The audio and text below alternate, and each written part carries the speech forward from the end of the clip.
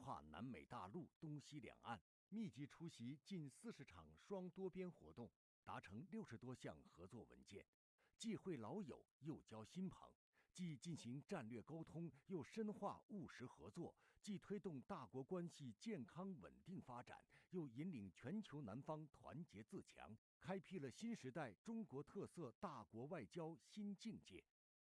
习近平主席还总结亚太奇迹原因，呼吁亚太经济体始终坚持真正的多边主义，构建开放融通的亚太合作格局，培育绿色创新的亚太增长动能，树牢普惠包容的亚太发展理念。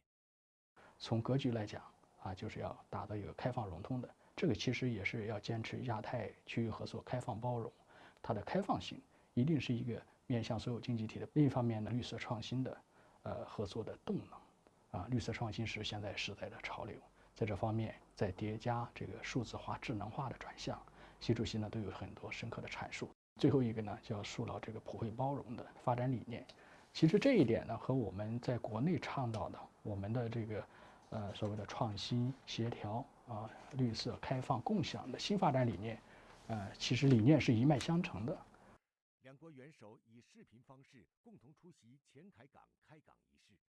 作为中碧高质量共建“一带一路”重大项目，前海港是南美首个智慧港口和绿色港口，有助于打造以前海港为起点的亚拉陆海新通道，构建立体、多元、高效、互联互通新格局。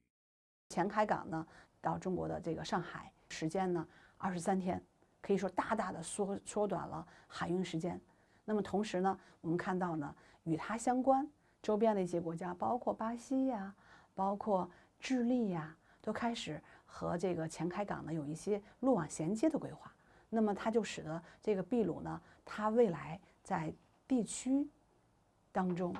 能够发挥非常重要的作用。而且通过这样一个新航线，实际上来讲，不仅是中碧我们贸易更加多元化，那么实际上呢，使得这个中国和拉美之间的这种贸易多元化呢，也有了更好的机会。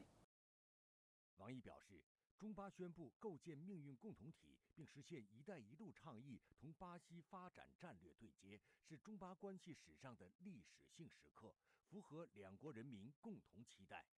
中拉双向奔赴，无疑将成为全球南方团结自强、共同繁荣故事的精彩篇章。我觉得重要的就是给中拉关系，我觉得提供了一个新的一个样板，觉得会未来对中国与